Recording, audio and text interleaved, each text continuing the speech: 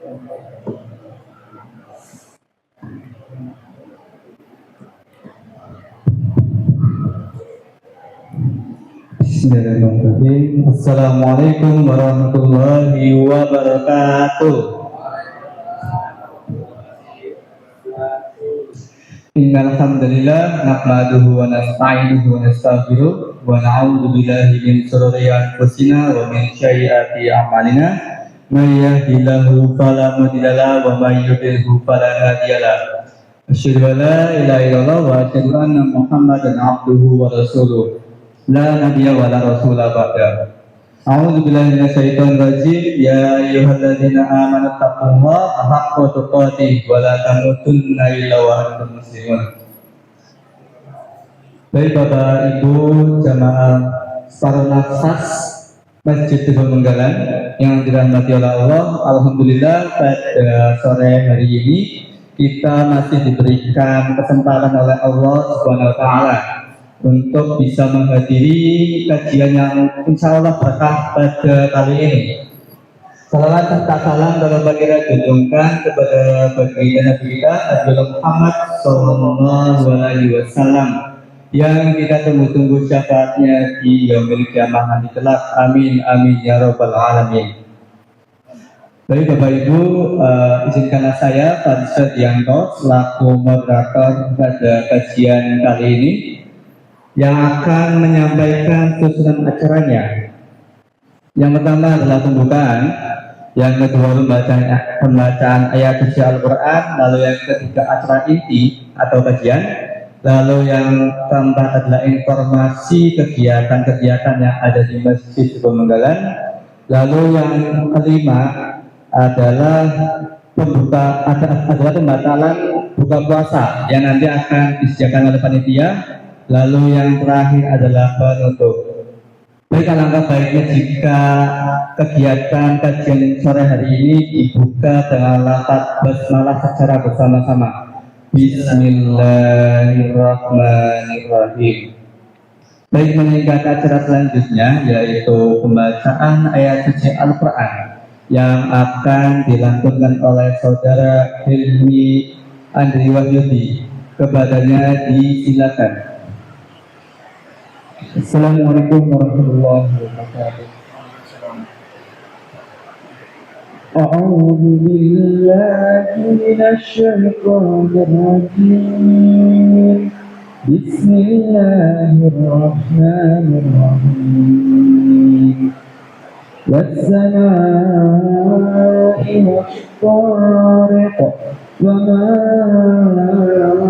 adraka الطارق النجم الثاقب إن كل نفس لما عليها حافظ فلينظر الإنسان مما خلق من ماء دافق يخرج من بين الصلب والترائب إنه على رجعه لقادر يوم تبلى السرائر فما له من قوة ولا ناصر والسماء ذات الرجع والأرض ذات الصدع إنه لقول فصل وما هو بالهدى إنهم يكيدون كيدا وأكيد كيدا فمهل الكافرين أمهلهم رويدا بسم الله الرحمن الرحيم والليل إذا يغشى والنهار إذا تجلى وما خلق الذكر والأنثى إن سعيكم لشتى فأما من أعطى واتقى وصدق بالحسنى فسنيسره لليسرى وأما من بخل واستغنى وكذب بالحسنى فسنيسره للعسرى وما يغني عنه ماله إذا تردى إن علينا للهدى وإن لنا للآخرة والأولى فأنذرتكم نارا تلظى لا يصلاها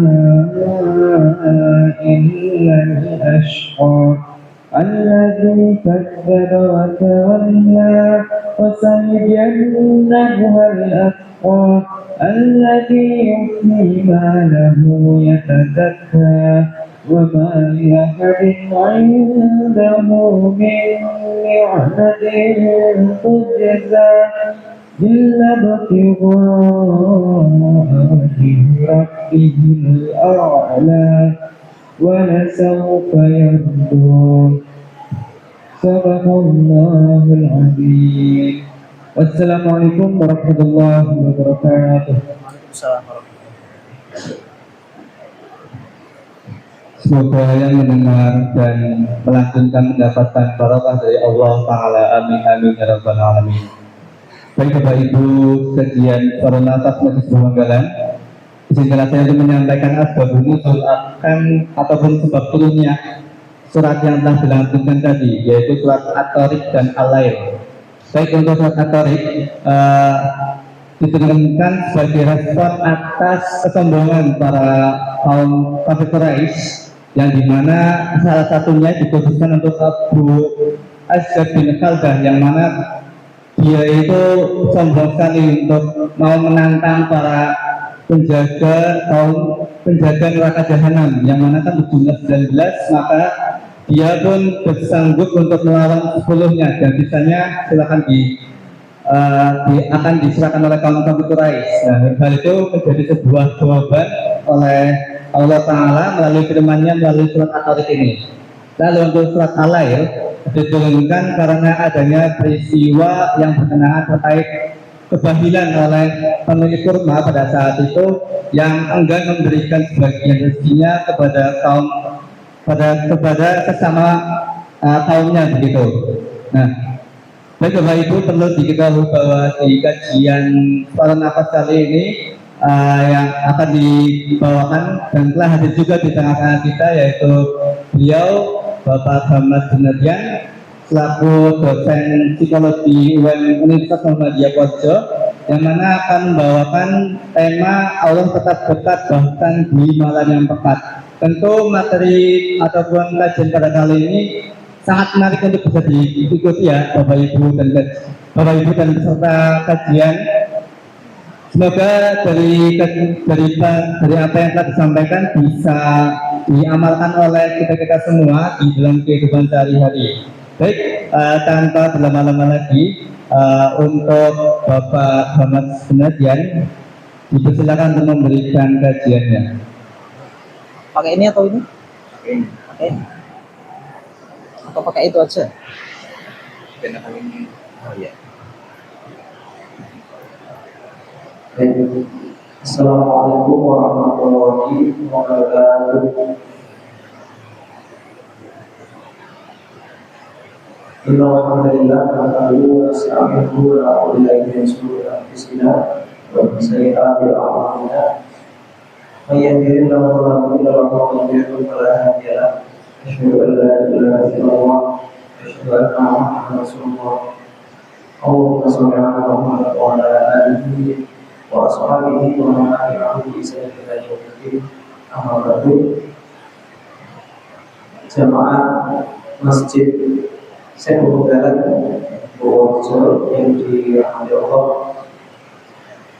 Alhamdulillah, pada sore hari ini kita berkumpul di masjid ini. Salah satu dengan nikmat terbesar setelah nikmat hidup adalah nikmat iman. Karena ternyata tidak semua orang yang diberikan nikmat hidup mendapatkan nikmat iman.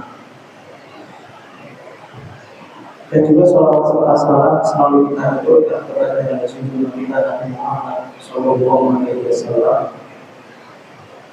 Kita selalu berdoa mengharapkan dan juga eh, berharap berdoa mendapatkan syafaatnya di yaumil akhir. Bapak Ibu jamaah Masjid Sebenarnya Rasulullah, di sore ini saya diminta untuk sedikit sharing atau menyampaikan materi. Mungkin semoga ini kelihatan ya dari belakang semoga kelihatan. Judulnya ini Allah tetap dekat bahkan di malam yang dekat. Sebenarnya topik tentang kenapa malam hari kemudian waktu-waktu di dalam satu hari ada banyak sekali waktu-waktu keutamaan. Contohnya di bulan Ramadan kita memiliki keutamaan waktu menjelang berbuka puasa di sore hari. Kemudian juga termasuk waktu setelah sholat zuhur, di mana di situ ada juga beberapa fadilah-fadilah dan juga waktu-waktu untuk kita berdoa. Tapi secara khusus memang di dalam Al-Quran banyak atau di Sirah Nabawiyah banyak yang menyebutkan kejadian-kejadian yang terjadi khususnya di malam hari. Mungkin kita cukup familiar dengan bagaimana Rasulullah ketika akan melakukan melarikan diri dari incaran kaum kafir Quraisy itu juga terjadi di malam hari. Kemudian ada beberapa peristiwa juga yang mungkin nanti akan saya sampaikan, seperti misalnya Isra wal Mi'raj itu juga terjadi di malam hari. Kemudian turunnya Al-Quran itu juga terjadi di malam hari. Kenapa sih dengan malam hari ini? Apakah malam hari ini memiliki waktu yang berbeda, suasana yang berbeda, atau juga keistimewaan yang berbeda? Nah, nanti saya coba akan berbagi apa yang sedikit banyak saya ketahui tentang beberapa fadilah atau keutamaan di malam hari. Izinkan saya sedikit menyampaikan Bapak Ibu tentang salah satu kata di dalam Al-Quran. Bahkan surah kata ini diartikan sebagai nama surah juga, yaitu Al-Lail. Sebenarnya Al-Lail sendiri, Bapak Ibu dan juga mungkin teman-teman mahasiswa banyak yang sudah familiar bahwa Lail itu secara makna bisa dikatakan sebagai malam, tapi secara bahasa juga bisa diartikan waktu terbenamnya matahari sampai terbitnya matahari. Jadi mungkin definisi dari malam sendiri ya berarti ketika setelah maghrib kemudian isya sampai nanti waktu subuh itu definisi dari malam hari. Ada juga makna turunannya. Makna turunannya adalah makna yang masih berkorelasi dengan makna yang asal, yaitu makna malam, yaitu bisa diartikan sebagai ketenangan, hal yang tenang. Kemudian kegelapan, ada juga yang diartikan sebagai waktu istirahat atau waktu kontemplasi.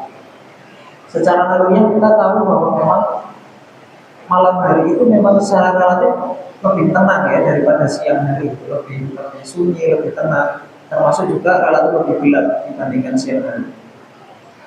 Nah, di Al-Quran sendiri kata Al-Lail ini disebutkan lebih dari 90 kali, yang menunjukkan bahwa malam ini memiliki nilai yang cukup penting, nilai spiritual yang cukup penting di kalangan kaum muslimin. Contohnya yang disebutkan di surah Al-Isra ayat 79. A'udzubillahi minasyaitonir rajim. Bismillahirrahmanirrahim. Wa minal laili fatahajjat bihi nafilatan lak asa ayyab'ataka rabbuka maqaman mahmuda. Dan pada sebagian malam lakukanlah sholat tahajud sebagai suatu ibadah tambahan bagimu. Mudah-mudahan Tuhanmu mengangkatmu ke tempat yang terpuji. Di sepertiga malam tadi juga kita punya keutamaan waktu yang mustajabkan, yaitu sholat tahajud. Ini nanti juga akan coba saya korelasikan tentang fenomena kontemplasi. Kalau di kebetulan bidang saya memang di bidang psikologi, Bapak Ibu. Di bidang psikologi itu memang banyak terapi, baik itu terapi yang memang digagas oleh ilmuwan-ilmuwan non-muslim, tapi juga sekarang cukup berkembang aliran psikologi Islam. Bagaimana terapi-terapi di metodologi Islam itu juga cukup dikembangkan. Sebelum itu saya ingin mengawali dengan peristiwa besar yang disebutkan di Al-Quran dan juga di Sirah Nabawiyah, Kenapa peristiwa malam hari itu cukup transformatif atau di dalam Islam cukup penting gitu peristiwa-peristiwanya. Ini yang pertama, semoga kelihatan di Bapak Ibu slide-nya. Peristiwa pertama yang mungkin kemarin baru saja di beberapa masjid mungkin ada peringatan nuzulul Quran, kemudian ada juga yang mencoba mentadabbur Al-Quran, mengkaji bagaimana proses turunnya Al-Quran. Nah, proses turunnya Al-Quran ini disebutkan di surah Al-Baqarah ayat pertama, Inna anzalnahu fi lailatul qadar. Yang semua Bapak Ibu memahami. Yang artinya sesungguhnya kami telah menurunkannya Al-Quran pada malam Qadar. Ini saya kutipkan juga tafsir dan hikmahnya dari Imam Al-Qurtubi yang menyebutkan bahwa malam adalah waktu di mana hati manusia itu lebih jernih dan jauh dari kesibukan duniawi. Maka Al-Quran diturunkan di malam hari sebagai isyarat bahwa dia adalah cahaya yang membelah kegelapan atau kegelapan. Ada sedikit pertanyaan mungkin Bapak Ibu yang mungkin beberapa kali mengkaji itu ada pertanyaan.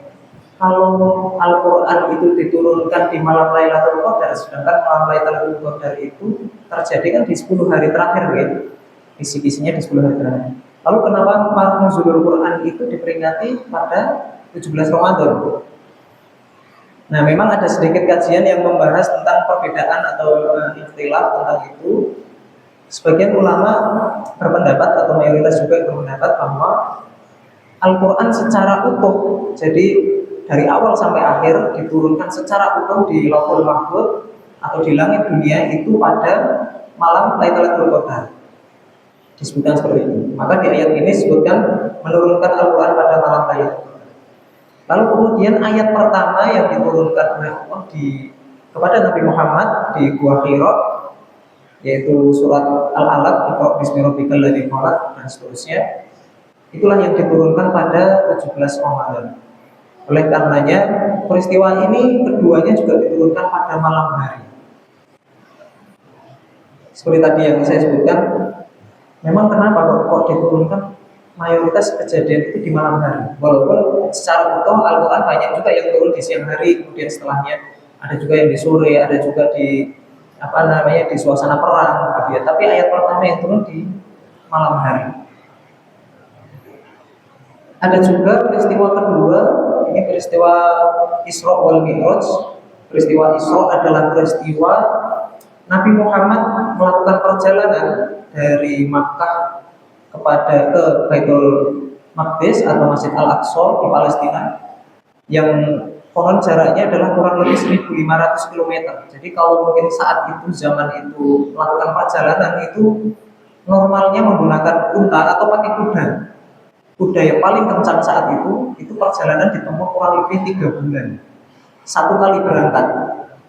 Tapi Rasulullah melakukan perjalanan dari Makkah ke Masjidil Aqsa. Kemudian itu yang disebut sebagai Isra. Kemudian dari Masjidil Aqsa naik ke langit ke-7 disebut dengan Mi'raj. Itu dilakukan dalam 1 malam. Itulah yang juga saat itu membuat orang yang sudah tadinya beriman, ada juga yang murtad karena menganggap ini Muhammad ini ngada-ngada ya. Kita aja orang yang punya kuda paling cepat aja kalau ke Palestina atau misalnya ke Baitul Maqdis itu perjalanan paling tidak 3 bulan. Kok dia bisa ngarang cerita di 1 malam pergi ke Baitul Maqdis, kemudian naik ke langit, kemudian balik ke Mekah lagi. Kok 1 malam ini ada terjadi hinaan juga yang diterima oleh Rasulullah. Nah, peristiwa ini terjadi juga di malam hari dari Masjidil Haram ke Masjidil Aqsa, kemudian ke Sidratul Muntaha. Ini di surah Al-Isra ayat pertama. A'udzubillahi minasyaitonir rajim. Bismillahirrahmanirrahim. Subhanalladzi asra bi 'abdihi lailan minal masjidil haram ilal masjidil aqsa alladzi barakna hawlahu linuziyahu min ayatina innahu huwas samiul basir. Yang artinya Maha Suci Allah yang telah memperjalankan hambanya Muhammad pada malam hari dari Masjidil Haram ke Masjidil Aqsa, yang telah kami berkahi sekelilingnya agar kami perlihatkan kepadanya sebagian tanda-tanda kebesaran kami. Sesungguhnya dia maha mendengar lagi maha melihat. Ini dijelaskan di tafsir Ibnu Katsir bahwa malam ini dipilih karena merupakan waktu yang tenang dan penuh kekhusyuan. Secara simbolis, Isra Mi'raj adalah cahaya di tengah kegelapan atau ujian yang dialami Nabi, di mana saat itu Nabi Muhammad sedang mengalami kesedihan yang luar biasa. Hatinya sedang tidak sering mendapatkan kebahagiaan karena kebetulan di tahun itu Rasulullah kehilangan dua orang yang sangat dicintainya. Yang pertama adalah istrinya Khadijah, kemudian yang kedua adalah pamannya Abu Thalib. Dua orang yang sangat dicintai Rasulullah ini meninggal di tahun yang sama. Lalu Allah memberikan kabar gembira melalui Isra Mi'raj ini. Sebenarnya saya ada sedikit tayangan, coba saya tayangkan sebenarnya penjelasan. Nanti waktunya cukup ya. Penjelasan tentang gambaran Isra Mi'raj. Coba saya tayangan ini memang biasanya saya tayangkan kepada anak-anak di masjid, tapi mungkin juga Bapak Ibu kalau melihat juga insya Allah juga memahami. Bisa masuk ya?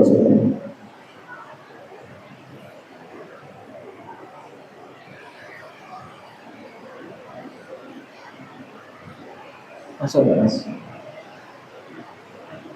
Enggak masuk ya? Oh, hilang suaranya.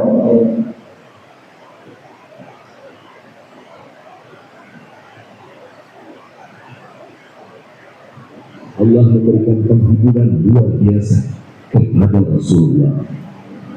Pada tahun ke-10 kemudian terjadilah peristiwa luar biasa, Isra Mi'raj. Malam itu Rasulullah sedang beristirahat di depan Ka'bah. Beliau masih sedang mengenal kepergian paman dan istrinya. Tiba-tiba Ini sampai jam 6 ya? sebelum Jam 6 diakhirin. Ya. Oh iya. malaikat Jibril turun dari langit dengan wujudnya sangat indah dan cahaya. Dia berpesan, Assalamualaikum ya Rasulullah. Allah memerintahkan untuk membawamu dalam perjalanan yang luar biasa. Malam ini, usai menjawab salam Jibril, Nabi mengatakan bahwa beliau siap mengikuti perintah Allah. Keberadaan istimewa dari surga. Muhammad memiliki tubuh putih bercahaya. Langkahnya sangat cepat, sejauh matahari. Baiklah ya Rasulullah, kita akan mulai perjalanan ini. Muhammad terbang dengan kecepatan yang luar biasa. Dalam tempo sekejap mata, mereka sudah melewati gunung dan lembah. Ini perjalanan Isra dari Masjidil Haram di Mekah menuju Masjidil Aqsa di Baitul Maqdis. Sampailah mereka di Masjidil Aqsa, tempat suci yang sangat mulia. Di sini para nabi terdahulu pernah beribadah. Dan sesuatu yang luar biasa terjadi. Para nabi datang menyambut Rasulullah. Ya Rasulullah, sholatlah bersama mereka. Engkau adalah imam bagi para nabi. Rasulullah pun menjadi imam salat bagi para nabi. Ya Rasulullah, sekarang kita akan naik pulang. Ini adalah perjalanan Mi'raj. Mereka naik menuju sana, menuju tempat yang tak pernah dijangkau manusia sebelumnya. Di langit pertama, mereka bertemu dengan Nabi Adam, bapak dari seluruh manusia. Marhaba, selamat datang wahai Nabi Isa. Selamat datang Nabi. Nabi menjawab salam saat ayah manusia. Di langit berikutnya, Nabi Muhammad bertemu Nabi Muhammad dan Nabi Isa, Nabi Yusuf, Nabi Idris, hingga Nabi Harun alaihi salam. Dan di langit ke-6 mereka bertemu Nabi Musa alaihi salam. Marhaban wahai Nabi yang diberkahi, umatmu akan masuk surga lebih banyak daripada umatku. Di langit ke-7 Bismillah Nabi Ibrahim, bapak para nabi, berada. Assalamualaikum wahai putraku yang soleh, silakan datang. Nabi Muhammad menjawab dengan takbir, sampaikan salamku pada umatku. Kemudian mereka sampai di Sidratul Muntaha. Bismillah, batas pengetahuan makhluk berakhir. Ya Rasulullah, aku tak bisa melanjutkan. Jika aku maju satu langkah lagi, aku akan terbakar. Hanya engkau yang boleh melanjutkan. Rasulullah melanjutkan perjalanan sendirian untuk bermunajat dengan Allah. Dan Allah memberikan hadiah istimewa kepada Rasulullah dan seluruh umat Islam. Allah memerintahkan umat beliau untuk sholat 50 kali sehari. Setelah perjumpaannya dengan Allah Subhanahu wa Ta'ala di Sidratul Muntaha, Nabi Muhammad kembali turun bersama malaikat Jibril. Beliau kembali bertemu dengan nabi-nabi yang tadi beliau jumpai. Nabi Musa pun penasaran apa yang beliau terima ketika bertemu dengan Allah tadi. Nabi Muhammad menjawab bahwa Allah memerintahkan umat beliau untuk sholat 50 kali sehari. Kembalilah ya Muhammad, mintalah kemudahan, umatmu tidak akan salah. Rasulullah pun menuruti Nabi Musa hingga naik turun beberapa kali, memohon kepada Allah agar dikurangi jumlah rakaatnya, hingga akhirnya Nabi Muhammad tak sanggup lagi menawar angka terakhir karena beliau merasa malu kepada Allah. Dan akhirnya Allah menetapkan sholat 5 waktu menjadi kewajiban umat Nabi Muhammad. Rasulullah pun kembali turun melewati 7 lapis langit, kembali ke Masjidil Aqsa, dan dalam sekejap beliau sudah tiba di Mekah. Semua perjalanan ini hanya terjadi dalam satu malam. Keesokan hari setelah peristiwa ajaib itu, Rasulullah SAW nampak bimbang. Beliau merasa khawatir jika menyampaikan cerita tentang Isra Mi'raj ini, pasti beliau dianggap berdosa oleh kaumnya. Saat itu, si jahat Abu Jahal melihat Nabi yang sedang bimbang. Muhammad, nampaknya ada yang kau khawatirkan bagi. Sebagai seorang utusan Allah, Rasulullah pun memberitahukan tentang Isra Mi'raj pada musuhnya itu. Mendengar penuturan Rasulullah itu, maka spontan Abu Jahal meyakini jika Nabi Muhammad berdosa. Namun penolakan Abu Jahal tak langsung ia ucapkan. Kelicikannya muncul. Hei Muhammad, bagaimana kalau aku panggil kamu? Apakah engkau akan memberitahukan pada mereka peristiwa yang baru engkau sampaikan padaku? Rasulullah memanggil. Setelah orang-orang datang, Abu Jahal meminta Rasulullah agar menceritakan yang telah beliau alami. Rasulullah SAW mulai menceritakannya. Tidak mungkin Muhammad, kami butuh berminggu-minggu untuk sampai ke Baitul Maqdis. Ini cerita yang konyol. Tunggu, kalau kau benar ke Baitul Maqdis, ceritakan seperti apa Masjidil Aqsa. Nabi menjelaskan dengan percaya diri bahwa Masjidil Aqsa memiliki pintu di sebelah selatan. Ada 12 yang besar. Nabi melanjutkan bahwa dalam perjalanan pun beliau melewati kafilah di lembah tertentu. Bahkan Nabi menyebutkan ada unta yang terlepas. Nabi memprediksi bahwa beberapa hari kemudian kafilah itu akan tiba di Mekah. Bahkan setelah beberapa hari, kafilah yang diceritakan Nabi benar-benar tiba di Mekah dan menceritakan untanya yang terlepas. Semua yang Rasulullah katakan terbukti. Ya, itu salah satu sebenarnya sebagai gambaran bagaimana peristiwa Isra wal Mi'raj itu terjadi di malam hari.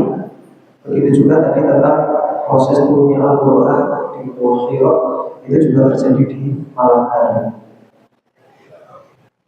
Nah, ada beberapa hikmah atau juga kita bisa ambil salah satunya secara teologis dan filosofis, kenapa kok beberapa kejadian itu terjadinya tidak di siang hari tapi di malam hari.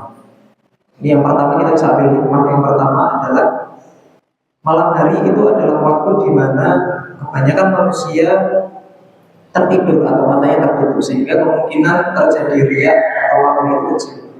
Jika kita beribadah di malam hari, kemungkinan orang yang melihat atau kemungkinan kita bisa pamer kepada orang itu kemungkinannya lebih kecil, sehingga kedekatan hamba dan pencipta menjadi sangat mudah.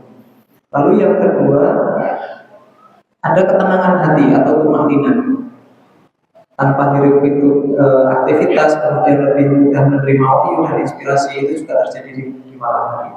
Yang ketiga, ada juga ujian kesungguhan, meninggalkan tempat tidur yang empuk untuk menghadap Allah Subhanahu wa taala.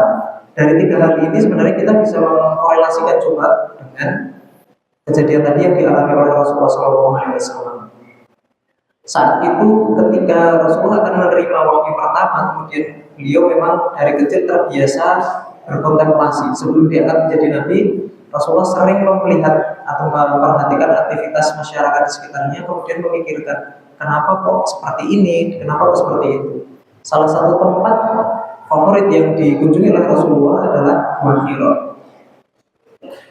Orang Gua Hira ini pada zaman dahulu, ketika ada seseorang yang naik ke Gua Hira atau ke Jabal Nur ini, orang tersebut bisa melihat seluruh isi kota, seluruh kota, aktivitas di Makkah itu bisa kelihatan.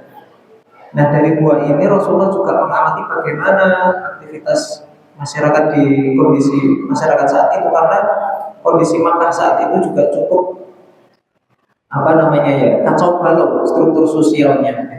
Nah, Rasulullah merenungi itu, kemudian sampai turunlah wahyu pertama dari Allah Subhanahu wa taala melalui malaikat Jibril. Ini juga bagaimana Rasulullah meninggalkan hiruk-pikuk di masyarakat perdagangan, yaitu di malam hari, dengan ketenangan hati.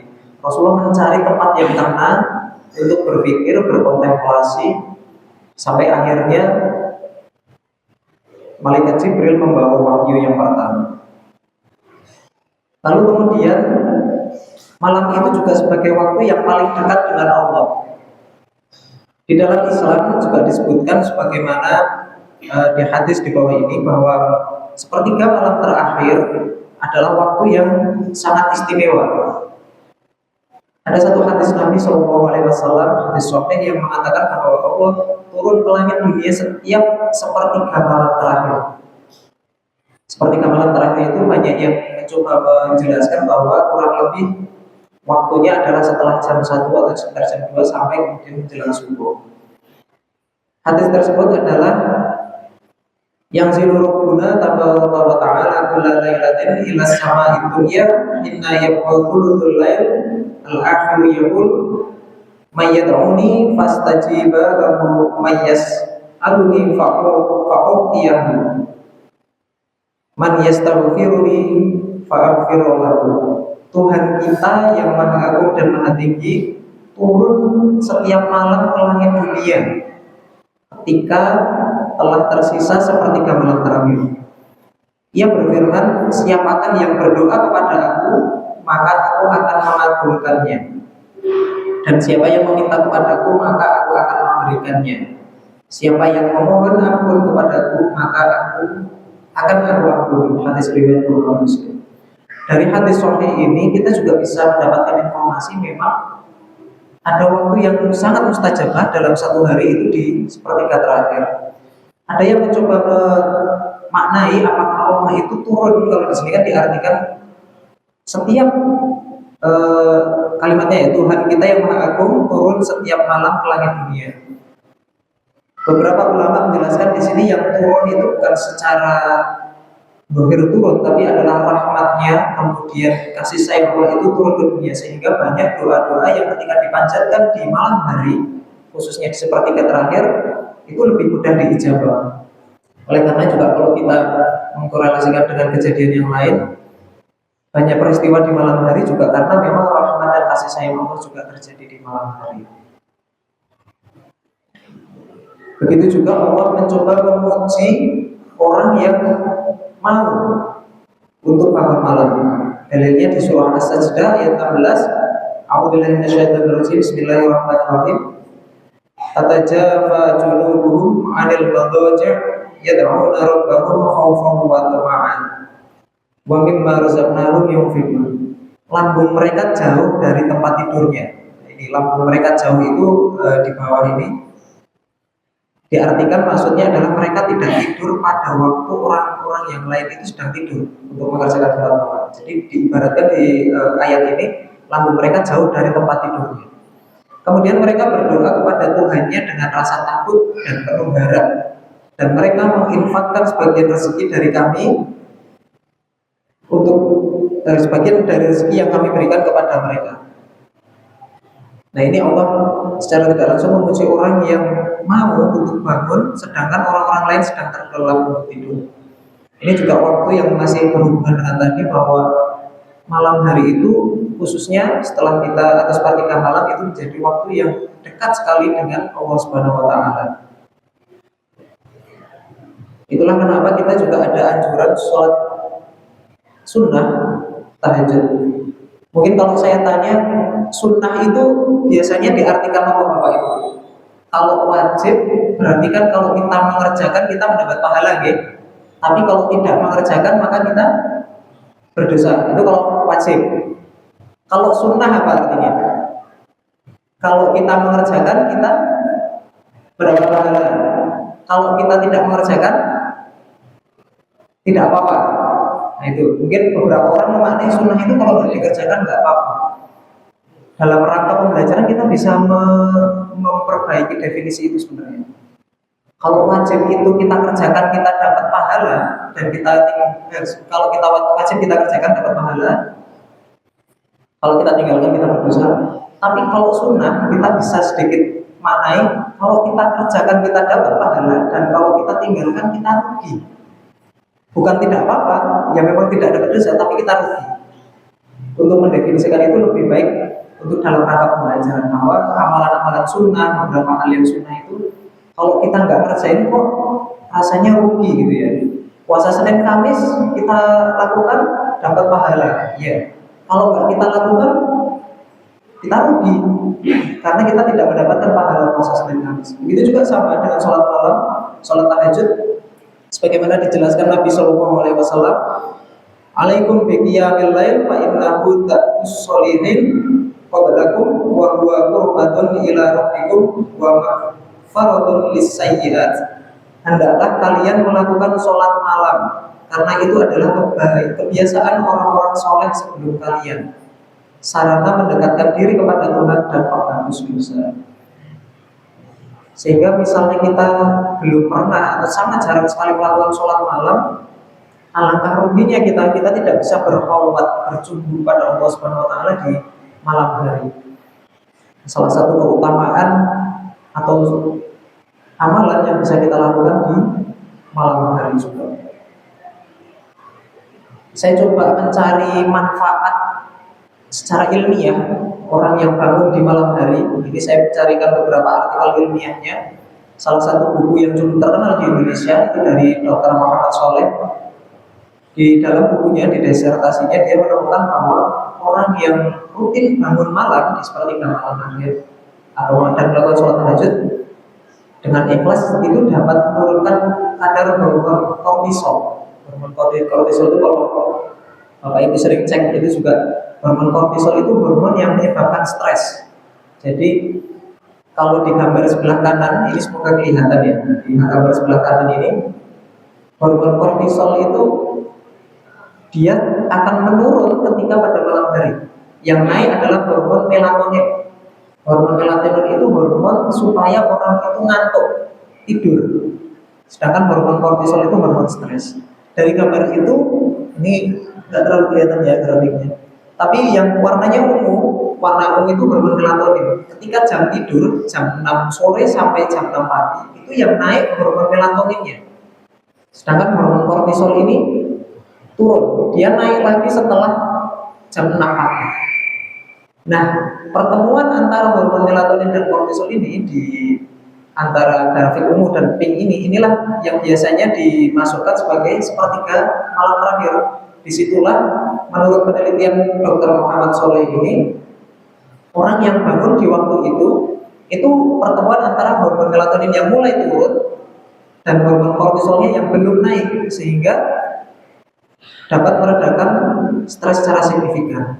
Jadi orang yang terbiasa bangun malam, kemudian berkontemplasi, kemudian bermunajat pada Allah Subhanahu wa Ta'ala, itu juga secara signifikan bisa menurunkan stres. Dan ini ternyata penelitiannya nggak cuma satu. Bapak Ibu boleh setelah ini atau mungkin sekarang nanti googling tentang penelitian-penelitian yang mengatakan manfaat orang bangun seperti gamelan dan melakukan ibadah di waktu tersebut. Nanti banyak sekali manfaatnya.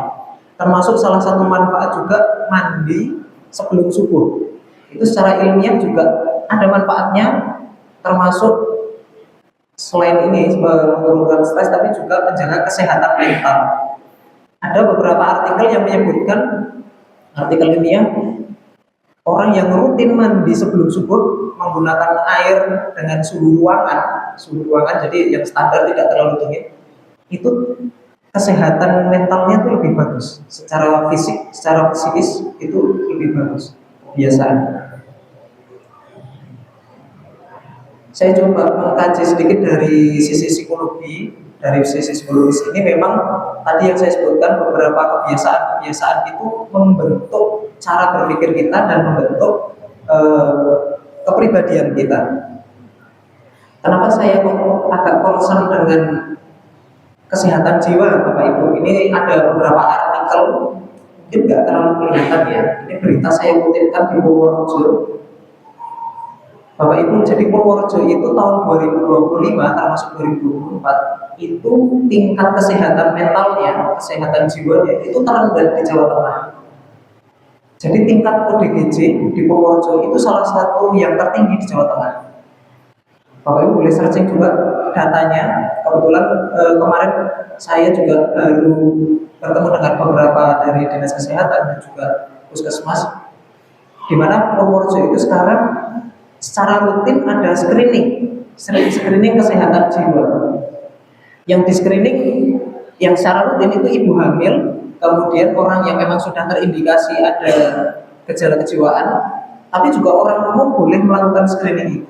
Nah, screening rutin itu kurang lebih jika dilakukan secara rutin itu banyak sekali di Purworejo ternyata yang mengalami gangguan kejiwaan, baik dari yang tingkat rendah sampai yang paling berat gitu. Oleh karenanya memang ini jadi concern yang cukup penting di Purworejo tentang kesehatan mental ini. Kenapa ini jadi penting? Mungkin kalau Bapak Ibu juga mengikuti kasus-kasus di Indonesia, di beberapa daerah, kasus kesehatan mental ini tidak hanya pada orang dewasa. Sekarang anak-anak juga mengalami itu. Ternyata anak-anak SD kemarin cukup miris sekali ya, kita mendapatkan kasus atau dapat berita di NTT, kemudian kemarin di Jawa Tengah juga di, kalau tidak salah ya di Rembang atau Pati saya lupa. Bagaimana anak SD itu sudah bisa kepikiran untuk mengakhiri hidupnya. Itu kan fenomena yang cukup miris juga. Di beberapa lembaga rehabilitasi juga hanya anak-anak yang terindikasi gangguan. Salah satu sebabnya memang karena banyak sekali anak-anak sekarang yang terputus komunikasinya dengan orang sekitar. Dia memang dunianya adalah dunia di digital, di handphone, sehingga komunikasi dengan orang itu sangat kurang. Fenomena ini coba saya kaitkan dengan tadi bagaimana di dalam Islam kita sebenarnya dilatih untuk bisa berkontemplasi, bermunajat kepada Allah. Salah satunya langkah sebagai langkah preventif, pencegahan, dan juga langkah kuratif, penyembuhan. Nah, gangguan kejiwaan ini kalau di era modern, mungkin ini relate dengan Bapak Ibu ya. banyak era sekarang itu disebutnya sebagai hyperconnectivity atau orang yang seolah-olah terhubung di handphone itu kan kita terhubung dengan banyak orang. Kita berkomunikasi, kita memantau aktivitas orang lain. Tapi sebenarnya kita kehilangan secara emosional atau disebut sebagai emotional loneliness. Kita terhubung dengan orang lain, tapi kita tidak merasa punya kedekatan emosional karena memang sekarang bahkan di dalam satu forum yang sama, di dalam rumah yang sama, tapi aktivitasnya sendiri-sendiri. Nah ini yang disebut sebagai emotional loneliness. Ini ada beberapa kelelahan mental, kemudian ada quarter life crisis, ada juga insomnia. Nah ini yang insomnia ini saya coba kaitkan dengan tadi fenomena di malam hari. Salah satu kebiasaan Rasulullah di malam hari adalah beliau itu menyegerakan tidur. Jadi ketika makan malam itu segera, tidak terlalu larut. Kemudian setelah isya tidak terlalu larut tidurnya. Tidurnya itu gasik. Rasulullah itu kalau sore kalau tidur itu juga tergolongnya gasik. Kemudian bangunnya lebih awal. Beda dengan kita, kadang-kadang kita menghabiskan waktu pada malam hari. Itu kalau sekarang tidak hanya untuk ngobrol, untuk nongkrong gitu ya, di warung kopi atau di angkringan. Tapi di rumah aktivitas kita sampai jam 2 malam sampai jam 1 malam scrolling media sosial, scrolling WA, Instagram, TikTok dan lain sebagainya. Jadi malam yang seharusnya kita pakai untuk istirahat, tapi pikiran kita habiskan untuk itu. Alhasil sebenarnya siklus yang harusnya kita tidur awal dan bangun lebih awal itu cukup terganggu.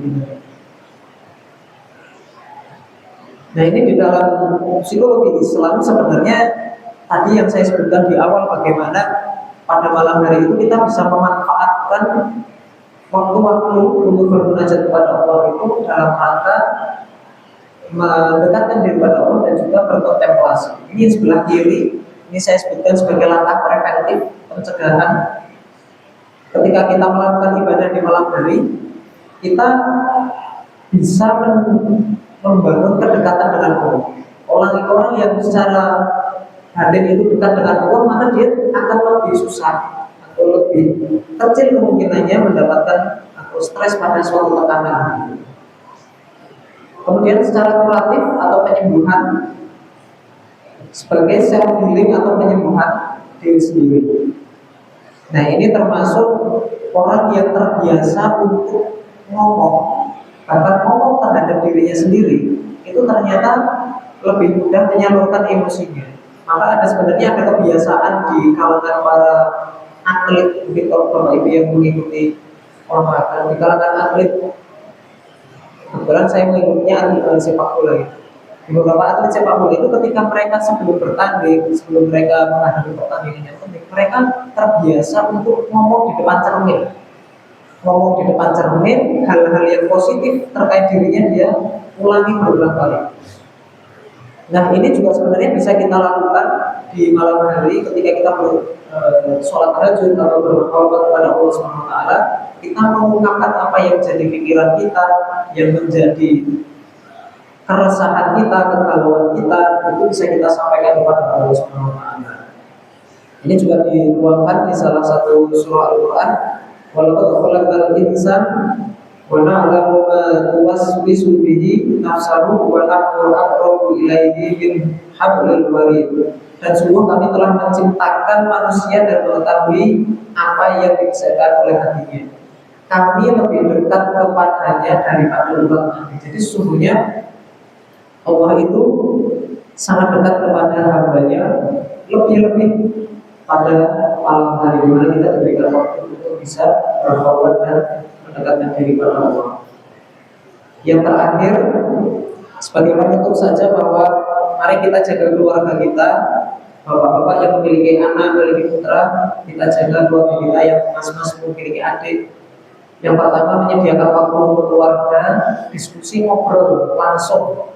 Ngobrolnya langsung, jangan by WA. Ngobrol langsung, makan malam bareng, buka dan sahur bareng itu ternyata penting sekali. Mendengarkan cerita juga pendapat dari anggota keluarga, membuat kegiatan rutin yang satu keluarga itu ikut terlibat. Nah ini banyak di malam Ramadan ini untuk bertadarus Al-Quran, sholat tarawih bareng, kemudian sahur bareng, ternyata nggak cuma manfaat dan barokahnya, tapi kedekatan di keluarga menjadi sangat penting dan juga membangun kesehatan kita di kedepannya, di kesehatan kita di keluarga. Yang terakhir juga menjadikan malam sebagai istirahat jasmani fisik kita, tapi juga rohani. Fisiknya istirahat, pikiran kita istirahat, kemudian bangun kita juga lebih sehat. Akhirul kalam, mungkin ini sudah mau maghrib ya Mas Farid ya? Ya sudah mau maghrib. Maghribnya jam 6 ya? Jam 6. Pesan saya yang terakhir secara ringkas, saya ingin menyampaikan, kita semua tidak dilarang untuk mengejar dunia, kita tidak dilarang untuk menikmati dunia, tapi marilah kita kejar akhirat kita, memaksimalkan akhirat kita, sehingga dunia kita akan mendekat. Kejarlah akhirat, maka dunia akan mendekat. Kurang lebih seperti itu yang bisa saya sampaikan. Semoga ada manfaatnya. Mari kita memperbaiki diri kita di bulan Ramadan ini. Amal ibadah kita diterima oleh Allah Subhanahu wa taala dan bisa menyelesaikan puasa dengan lengkap. Adalah wa iyyakum ajma'in. Assalamualaikum warahmatullahi wabarakatuh. Baik, terima kasih atas kajian materi yang telah diberikan. Semoga kita semua yang menghadiri kajian pada sore kali ini mendapatkan hidayah dan dapat mengamalkan di setiap lini kehidupan kita maupun di kehidupan sehari-hari. Baik Bapak Ibu, kajian mahasiswa Menggalan, izinkan saya untuk menyampaikan beberapa kegiatan yang ada di dalam masjid ini. Baik, untuk kegiatan separuh nafas ini akan diadakan kembali di hari Minggu besok di tanggal 8 Maret. Jadi untuk waktunya pun masih sama, masih jam 5-an gitu Bapak Ibu. Jadi silakan bisa menyempatkan waktunya untuk kita buka bersama di Masjid Sebonggalan. Lalu yang kedua yaitu Qiyamul Lail, ya seperti yang ditemakan pada kajian kali ini, mungkin bisa diterapkan di kegiatan tanggal 10 Maret hari Selasa besok, dikarenakan sudah mulai 10 malam hari terakhir Ramadan ya. Jadi di Masjid Sebonggalan ada kegiatan Qiyamul Lail secara berjamaah dimulai di jam 2:30. Silakan Bapak Ibu bisa menyempatkan waktunya. Lalu yang ketiga, jika Bapak Ibu mempunyai putra putri yang masih kecil yang membutuhkan guru ngaji, dari kami relawan Masjid Sebonggalan siap untuk menerima dan mengajari putra putri Ibu untuk diajarkan Iqra maupun Al-Quran. Dan untuk waktu pelaksanaannya dimulai dari hari Senin sampai Jumat di pukul 16.00 atau 4 sore.